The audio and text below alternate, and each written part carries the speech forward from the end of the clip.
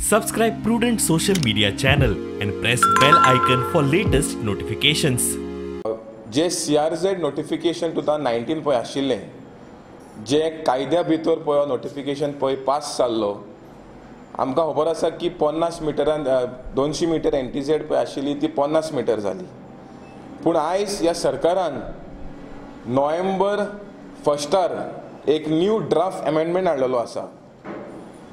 आता हो draft amendment जो आसा will allow industries like oil, gas and hydrocarbon exploration in our oceans. हे सरकार पळय आसा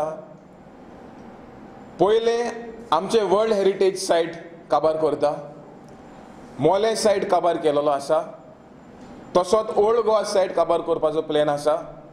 आनी आतां हे 3 डेंजरस अमेंडमेंट पळय हाडून आमची गोंयची पर्यावरण गोंयचे लायव्हलीहुड्स जे आसा हे सोंपोवपाचे प्लॅन ह्या सरकारान केलेलो आसा.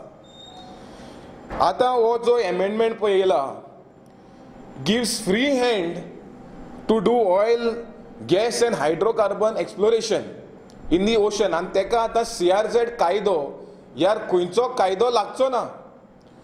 म्हणल्यार फाल्यां बेनावली बिचीचेर तांकां दिसलें की ही आख्खी एरिया वॉटर एरिया पळय आहा कितली एरिया आसूं ती आमकां सर्वे करपा जाय ऑयल मायनिंगाक लागून.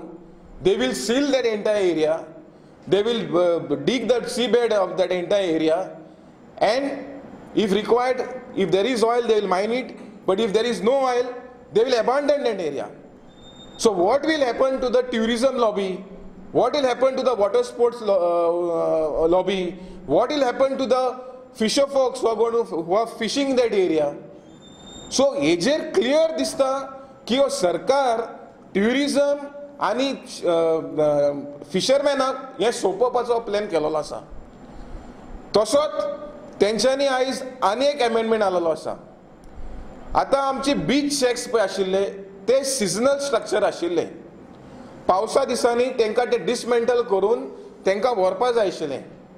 आनी हितून ह्या प्रोसेसान कितें जातालें जे डॅमेज जातालो सँड ड्युन्सान तो रिस्टोर जातालो ह्या पावसा दिसांनी. पूण आतां हेंच्यांनी हो सिजनल स्ट्रक्चर पळय आसा हो परमनंट केला. म्हणल्यार हेज्या फ्युचरान जे शॅकां येतली दी परमनंट स्ट्रक्चर आमच्या 0 to 50 मिटरान येतली.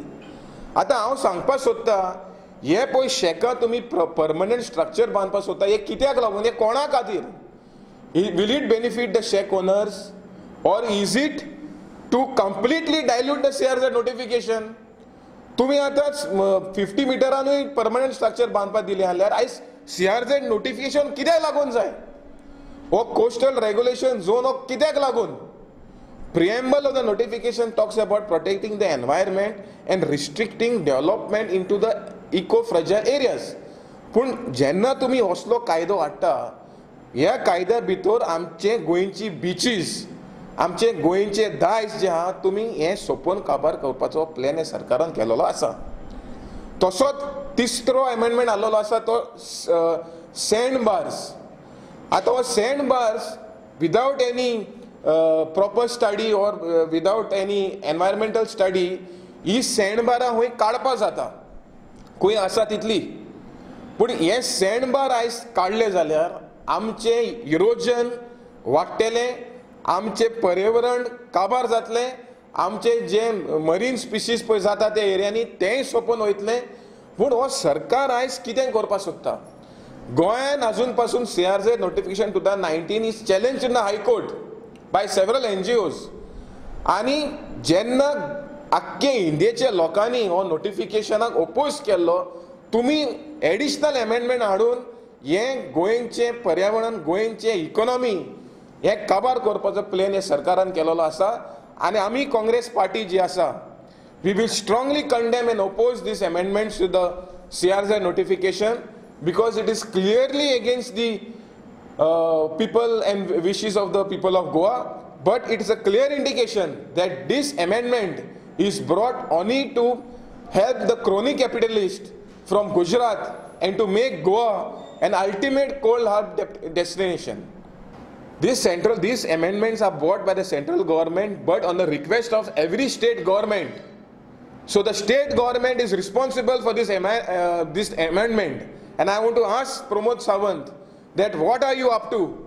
Are you on the verge of eliminating the coastline of Goa and the coastal communities just to benefit certain crony capitalists?